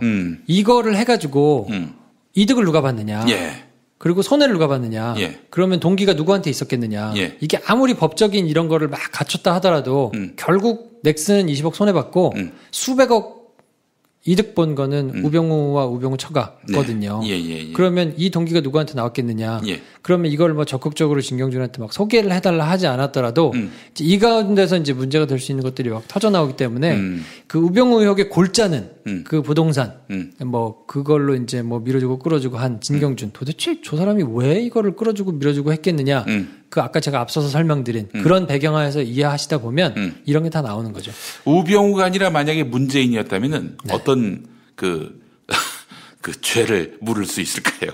우병우니까 죄를 못 묻는 건데 문재인이면 열심히 물을 거 아니야. 최선을 다해서. 묻겠지. 이거 뭐 부동산 이런 거 말고 예. 그냥 뭐 아들 이거 간 것만으로도 집어넣었을걸? 부스러기 갖고도. 그렇죠. 그럼요. 아들 간 걸로만으로도 넣겠지. 자, 이 부동산 건으로는 도대체 어떤 그 위법 사유가 조각이 됩니까? 아니, 지금 이거는 조금 더 찾아봐야 돼요. 사실은 수사가 지금 진행된 건 아니거든요. 의혹만 제기됐을 뿐 예. 검찰은 지금 이제 그냥 가만히 있어요. 근데 지금 창피한 건 뭐냐면 자리에서 안 물러나겠다고 지금 하고 있는 것 자체가 예. 뭐냐면 검찰 수사가 진행이 만약에 된다 치면 예. 그 모든 보고를 받는 게 민정수석이에요. 자기 수사를 자기가 피의자인 상황에서 수사 보고를 자기가 받는다. 그 얘기는 바꿔 얘기하면 뭐냐면 수사가 진행 못 된다는 얘기예요. 그렇잖아요. 예. 아니 민정수석이 피의자료인데 그거를 제대로 수사하겠습니까? 못하지. 그러니까 만약에 본인이 정말 떳떳하다면 그리고 아무 적의가 없다면 벗고 나와야 되는 게 맞는 거예요. 사실은 수사가 진행된다고 하면. 예. 그 만약에 이렇게 계속 버티면은 그 야당으로서는 특검으로 가야 된다. 이런 목소리에 힘이 실리지 않겠어요? 뭐 이제 그게 어느 한 군데서만 의혹을 제기하고 뭐 해명을 해가지고 다 나머지들이 안 받아 쓰는 상황이면 그렇게 갈 수 있는데요. 네. 제가 보기에는 청와대에서 약간 지금 그 잘못 판단을 한 것 같고 박근혜 대통령도 그냥 이제 거기에 좀 힘을 실어줬던 것 같은데 네. 제가 보기에는 일주일 정도 봅니다. 일주일 안에 우병우가 나간다. 뭐 나갈 수밖에 없지 않겠느냐. 네. 그러니까 그게 청와대에서 쫓아내는 모양새는 아닐 수도 있고 본인이 이제 우병우가 본인이 뭐 결단해가지고 억울하지만 나간다. 내가 나가서 네. 이기고 명예를 회복하고 다음에 또 기회를 노리겠다. 뭐 기회를 노리겠다라는 말은 안 하겠지만은 그러니까 한 점 부끄러움이 없으나 뭐 국가를 생각해가지고 뭐 공직을 생각해서 제가 하다. 그치만 억울하다라는 얘기를 할 가능성이 좀 있다고 보고요. 예. 그런 얘기를 비슷하게 하신 분이 이제 김학의 전 차관이 이제 그런 얘기를 하셨죠. 네, 뭐 그랬었습니다. 우리 김프로 보기에 이건 의견입니다. 네. 만약에 그 민정수석직 벗고 제대로 수사를 받는다. 유죄입니까 무죄입니까? 무죄 추적의 원칙에 의해서 예. 뭐 이제 방망이가 요즘 방망이 없지. 예. 그 1심 판결이 나오기 전까지는 무죄이기 때문에 예. 무죄라고 봅니다. 야. 죄가 없지. 예. 그럼. 그래요. 하여간 우리 병우 형. 왜 이래? 병우 형 너무 뭐라 그러지 마세요. 네? 병우 형하고 무죄야. 무죄. 무죄? 아니 김프로 씨가 어떻게 광고 좀 하시라고. 무병무. 예. 무병무로 가겠습니다. 무병무. 그러니까 예. 저는 이제 여러 가지로 정말 모든 권력기관 그리고 사정기관, 뭐 국세청, 국정원, 뭐 검찰, 경찰 전부를 통틀어 가지고 그 방향을 정하는 자리에 있어요. 예. 민정수석이라는 자리가. 아 그래요. 대통령을 보좌하면서 예. 그런 모든 거를 이렇게 잘 컨트롤하고 뭐 조율하고 하는 역할을 실제로 해요. 예. 그래서 모든 권력기관에서 생산되는 첩보 다 받아봅니다. 뭐 범정에서 받아보는 거 이런 거 다 받아보고 그리고 수사 진행되는 상황 중요한 것들 다 서머리해서 받아보고요. 그런 것들을 다 받아보면서 하는 자리여서 지금 본인이 이런 의혹, 그러니까 법적으로는 문제가 없다 하더라도 지금 문제가 있어 보이는 의혹들도 굉장히 있고 예. 뭐 이런 게 지금 터져 나와서 연일 이렇게 계속 난리가 되는데 예. 이런 상황이면 예. 본인이 정리하고 나오는 게 맞다고 보고요. 결단을 해야 된다. 네. 그리고 예. 정말 떳떳하다면 수사를 받아도 조금 불편하긴 하겠지만 예. 그렇게 수사받는 사람들이 얼마나 많습니까? 그렇죠. 그리고 본인이 직접 수사했던 뭐 노무현 전 대통령의 예를 살펴보더라도 그건 좀 돌아봤으면 좋겠어요. 이거 하나만 물어보죠. 노무현 전 대통령 수사할 때 네. 가족들 털었습니까? 안 털었습니까? 털었죠. 다 털어가지고 미국 집까지 다 털고 뭐 난리 났었잖아요. 그런데 자기 아들이 털렸다고 그렇게 불편해하면 안 되지. 그러니까 그거를 막 뭐 부스러기라 하더라도 마음이 아팠다고 막 얘기하고 하는 게 야, 참 그걸 얘기를 할 수 있나? 이게 지금 참 그러니까 정말 화무시비롱이라고. 예. 야, 이게 권력이 참 무상하구나 싶은 생각이 드는 거예요. 예. 그렇게 막 난리 법석을 떨다가 이미 그 우리 김프로 말 속에는 네. 그 유죄 추정 원칙인데. 아, 무죄입니다. 1심 화무시비롱이란 말이 왜 나와 여기서? 1심 판결이 나기 전까지 무죄예요. 왜 이러세요? 개돼지들이나 하는 생각이지. 내가 봤을 때는 이게 취소 갈지 모르겠네. 아, 뭐 어쨌든 뭐 근데 정권이 이게 그 손가락을 꼬꾸로 들이기 전까지는 그 결국엔 이제 우병우가 그런 것 같아. 내가 봤을 때는 지금 이 흐름이 네. 김프로 말을 종합해 봤을 때 기자들을 만나 가지고 뭐 신문지로 책상을 뭐 내리치고 그랬다면서요. 네, 뭐 그렇겠죠. 예. 네. 이제 멘붕이 한마디로 얘기해서. 이 사람은 평생 이런 거를 당해본 적이 없으니까. 그렇지. 자기가 막 득달같이 막 하면 왜냐하면 기자들하고도 얘기를 잘 안 들었어요. 기자들이 처음 기자를 만난 거라고 하더만 민정수석이 돼서. 그렇죠. 예, 뭐 기자간담회를 한 건 처음이고 검찰에 있을 때도 그 아는 기자들 사이에서는 굉장히 유명했어요. 기자들 말 안 듣기로. 기자 말 안 듣기로. 그러니까 기자들 말을 듣는 사람들이 있어요. 예. 뭐 예를 들면 뭐 김경수 검사장 같은 경우에도 기자들을 이렇게 같이 아주 얘기를 하면 뭐 본인의 소신도 있고 본인의 뭐 이런 것도 있지만 예. 곰곰이 듣습니다. 예. 어떻게 생각하는가. 바깥에서는 일반 또 국민들은 법을 전혀 모르는 사람들은 또 어떻게 이런 걸 생각하는가. 예. 찬찬히 듣고 예. 이게 너무 크게 벗어나면 안 되겠구나. 예. 법리에 갇히면 안 되겠구나. 이런 거를 이제 검사들이 대충 그래도 생각하는 사람들이 있단 말이에요. 예. 그런 자리에 있으면 예. 우병우 민정수석은 유명했어요. 말 안 듣기로. 그 심리 근간에는 이게 있는 게 아닐까요? 굉장한 엘리트 의식. 그렇지. 네. 이들이 뭐라는데. 정말 딱 그거예요. 그 기자들이 뭘 하냐. 니네가 뭘 하냐. 법에 대해서 뭘 알아. 그리고 얘네가 하는 말은 별 필요 없다. 그리고 대중이 아무리 분노하고 해도 그런 거는 별로 들을 만한 가치 없고 그냥 법을 잘 아는 우리 엘리트 검사들이 그냥 집행하면 된다. 라는 생각으로 항상 지금까지 달려왔거든요. 예. 그러니까 사실은 멘붕일걸요? 지금 이런 상황이 와서 기자들을 만나서 뭔가를 얘기해도 그런 거를 다 알고 경험했던 기자들인데 말을 듣겠습니까? 그러니까 이제 나는 안 물러난다. 이 이야기를 하고 싶어서 기자들을 만난 것 같아. 그렇죠. 네. 그러니까 내가 아직 권세가 있으니까 까불지 마라. 이런 웅변을 하고 싶었던 거고. 근데 이제 그거를 굉장히 크게 볼 수 있는 지표가 저는 이제 조선일보가 돌아선 걸 굉장히 크게 보시면 된다고 볼 것 같아요. 한겨레나 경향신문이 그러면 뭐 원래 이제 얘네들은 계속 원래 이런 애들이니까 뭐 신경 안 쓰고 그럴 텐데. 근데 이제 박근혜 대통령이 말이죠. 뭐 힘을 실어줬단 말이죠. 이 부분도 상당히 뭐랄까요. 좀 의미 있게 봐야 될 부분이 뭐냐면은 이거는 박근혜가 일주일 시간 줄 테니까 알아서 나가라. 뭐 그럴 수 있죠. 네. 너를 자르는 듯한 분위기로 내보내진 않을 테니까. 전체적으로 이상하죠. 이 영예로운 상황, 이 분위기 속에서 네가 퇴진을 해라. 저는 이제 선택지는 없다고 보고요. 그냥 결정이 됐는데 최대한 어떻게 스무스하게 이거를 받아가지고 명분을 세워서 나가느냐를 고민하고 있을 거라고 봅니다. 예, 알겠습니다. 어떠셨어요? 우병우. 이거 참 안타까웠어요. 왜냐면 이거를 보면서 저는 이제 방송 뉴스를 유심히 봤죠. 예. 그랬더니 20일 날 이제 방송 뉴스 공이 MBC만 탑으로 썼고 나머지는 또 탑에도 안 했어요. 나머지 또 막 내려가지고 뒤에 앞에 다른 꼭지들을 하고 냈는데 네. 그게 전부 하나같이 한 2꼭지 정도씩 했거든요. 예. 첫 번째 꼭지는 이제 뭔가 그 기자회견 한 거를 그대로 받아쓰거나 의혹이 뭐 이렇게 일었는데 아니라고 반박했다면서 반박한 내용을 굉장히 힘을 실어서 써줬어요. 자세하게 설명해서 뭐 이런 건 이런 거 아니라고 막 CG까지 막 박아가지고 그러니까 그냥 이참에 그 조선일보도 좀 씹어주면 얼마나 좋을까. 이참에. 네.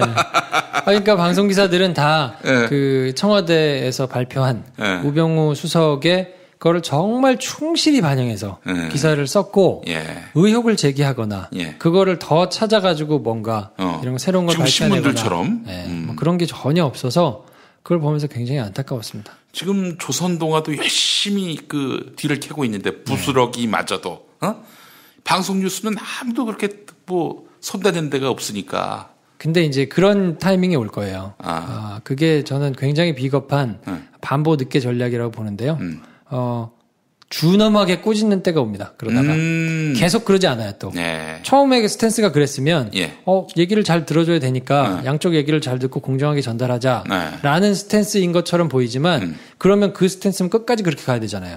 그렇게 가지 않고 이제 판세가 완전히 기울면 완전히 준엄하게 막 꾸짖는 듯한 리포트가 쏟아져 나올 때가 있을걸요. 그게 저는 그만두고 뭐 이런 거 저런 거 막 이제 걸려들기 시작하면 막 클로징에도 하고 막 여러 가지 그런 게 나올 거라고 봐요. 근데 참 굉장히 그 시점은 청와대가 우병우를 포기한 시점이 되겠군요. 그럼요. 꼬리를 자른 시점. 명확하게 포기하고 이건 누가 봐도 그 여론도 완전히 기울었고 청와대도 뭔가 권력기관에서도 버렸고 뭐 신문들도 보니까 옹호해 주는 데 없고 이러면 그때는 근엄하게 꾸질걸요? 근엄하게. 그런 게 너무 서글픕니다, 사실은.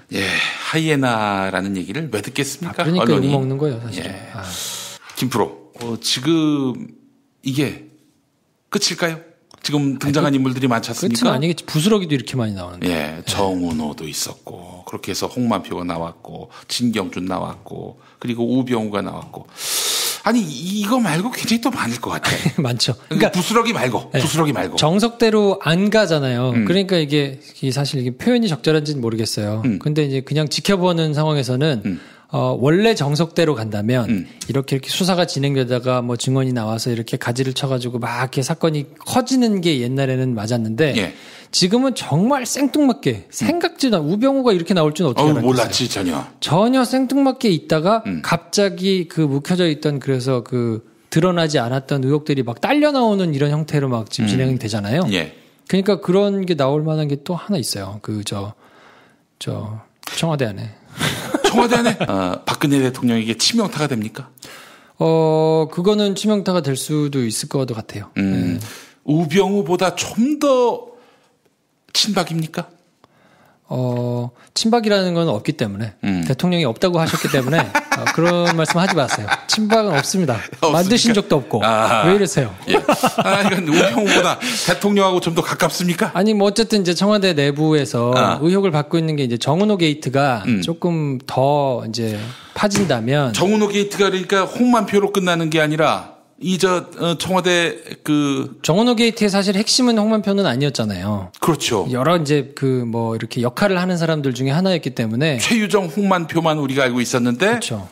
근데 이제 뭔가 사업을 하기 위해서 또 정은호 차원에서는 뭔가 이렇게 좀 자기가 좀 살아남기 위해서 최유정, 홍만표에만 목을 메고 있지는 않았을 거 아닙니까? 당연하죠.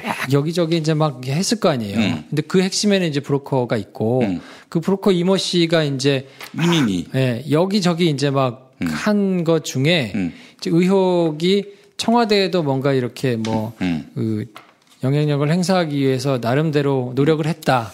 그게 이제 흘러 들어가서 나름대로 이렇게 뭐 했다는 얘기들이 있는데 그거는 사실 조사가 좀 진행이 돼야 되는데 그거는 지금 이제 만약에 우병우 수석이 이렇게 있다가 만약에 물러나는 일이 생기고 뭔가 이렇게 좀 삐그덕 거리면서 뭐 생각지도 않았는데 조율이 안 되는 경우가 생길 수 있잖아요. 뭐 진술이 나왔는데 뭐 그 진술 나왔으면 덮어 뭐 이렇게 해가지고 그냥 일사불란하게 그 사건의 전후 맥락을 쭉 아는 상황에서 컨트롤을 하는 상황이면 지나가겠지만 그러지 않았는데 막 손발이 안 맞거나 뭐 민정수석이 공석인 상황에서 수사가 진행되면 이럴 수도 있잖아요. 제가 예측을 해보는데 이게 어디까지나 의견입니다. 뭐 사실을 적시하는 게 아니에요.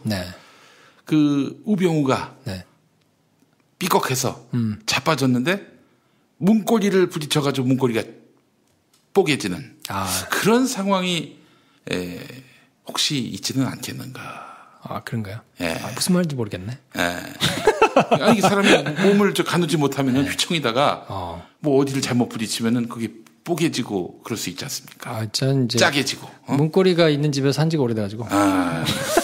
그렇군요. 알겠습니다. 그러니까 또 이제 쉽게 얘기해가지고 그 브로커가 돈을 이제 갖고 갔는데 주요 인사들이 이거를 먹는 이런 상황도 예상해 볼 수 있는 거 아니겠습니까? 여기저기 뭐 여럿이 많이 주고 다녔다니까.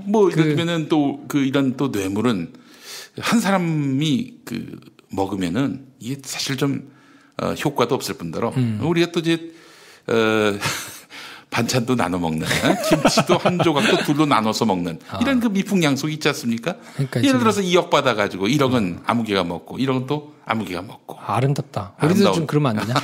그러니까 누가 저 2억 광고 가져와가지고 1억은 그러니까. 우리 김프로 씌워주고 1억은 또 김용민 브리핑 주고. 좋아. 얼마나 좋아 이게. 이런 거 좋아요. 이런 분위기가 우리가 저 미풍양속을 세울 필요가 있겠다 이런 생각도 들면서. 알겠습니다. 근데 뭐 아무튼 이런 뉴스들을 접할 때마다 굉장한 박탈감을 사실 느끼잖아요. 그렇죠. 무슨 뭐 몇백억, 뭐 수십억 뭐 이런 게 장난처럼 되는데 지금 뭐 저 콘서트 15,000원짜리 콘서트 하고 뭐 이러고 있는데 지금. 그래서 제가 이제 데이브 니어하고 같이 그 노래를 이제 일주일에 하나씩 내고 있잖아요. 그렇죠. 이번 주에는 무슨 노래를 내냐면 저희가 이제 그 냈던 노래 중에 그게 있어요. 네. 너무 박탈감을 느껴가지고 제가 이제 그 집주인한테 전화를 받고 전세값을 뭐 1억 3천 올려달라는 거야. 돈이 어딨어 1억 3천이. 그래가지고 이제 이사를 나왔단 말이에요. 근데 이번 주에 뉴스들을 보면서 그 박탈감이 너무 큰 거예요. 아니 뭐 몇백억짜리를 막 해주려고 뭐 서로 하고 막 난리 법석을 치는데 정말 대다수의 국민들은 그냥 박탈감을 얼마나 크게 느끼겠어요. 그렇지.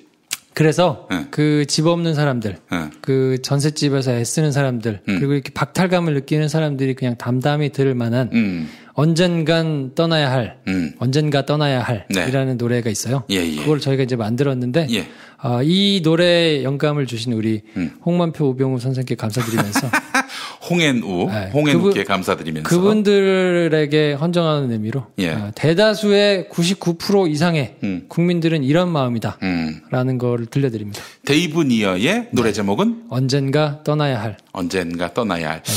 멜론에서 데이브 니어 검색하시면 나옵니다. 언젠가 떠나야 할 데이브 니어 여러분 많이 사랑해 주시고 트로트로 한번 냈으면 좋겠어요. 단순한 멜로디에다가 가사가 반복되면은 이거 아주 마력이 셉니다. 그런가요? 이거 다운로드 엄청나게 많아질 거야. 그럴 수 있겠네. 근데 이 곡은 눈물 나는 곡이에요. 진짜 듣고 있습니다. 이런 노래도 좋지만은 예술로 수거시킨 것도 좋지만 이게 그럴까? 구전되듯이 막 입에 붙는 이런 노래도 한번 만들었으면 좋겠다. 데이브 니어 같이 이렇게 역량 있는 아티스트들이요. 트로트 부르면 정말 그러니까 어떤 자신의 어떤 수준과 이런 걸 확 낮춰가지고 트로트로. 그렇지. 한번 좀 제가 한번 부탁해 보겠습니다. 데이브 니어의 언젠가 떠나야 할 들으면서 오늘 김프로이드 마치겠습니다. 수고하셨습니다. 네, 고맙습니다. 전화가 걸려오고 들리는 목소리에 힘겨운 발걸음을 디디며 걷는 이 길 언젠가 떠나야 할 그때가 다가와 이젠 떠날 제비를 알아하네 해지고 낡은 마음 누추한 내 목소리 해지고 어두운 밤길 무작정 걸어가네 언젠가 떠나야 할 그때가 다가와 이젠 떠날 제비를 하라 하네 나도 착할 그곳 더 따뜻한 곳일까 불안한 건 이제 정말 지겹고 싫은데 세상에서 제일 소중한 건 무엇일까 머릿속과 다른 현실이 내게 묻네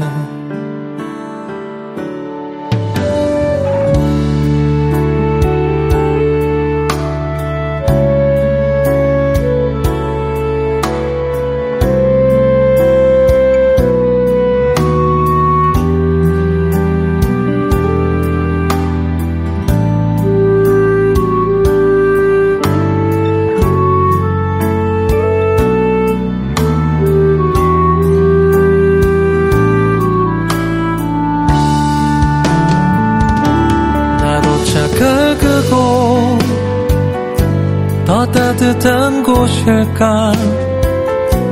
불안한 건 이제 정말 지겹고 싫은데 세상에서 제일 소중한 건 무엇일까?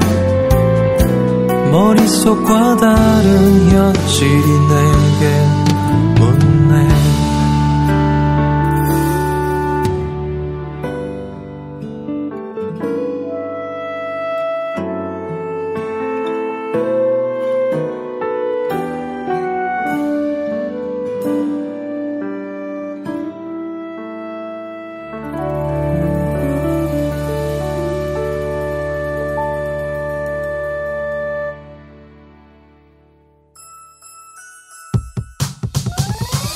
이번 방송 괜찮았나요? 작별의 여운 이렇게 표시해주세요. 다운로드하기, 댓글 달기, 구독하기, 별점 주기. 더 좋은 방송 만들어달라는 약속 이렇게 응원해주세요. 다운로드하기, 댓글 달기, 구독하기, 별점 주기. 기억하셨죠? 다운로드하기, 댓글 달기, 구독하기, 별점 주기.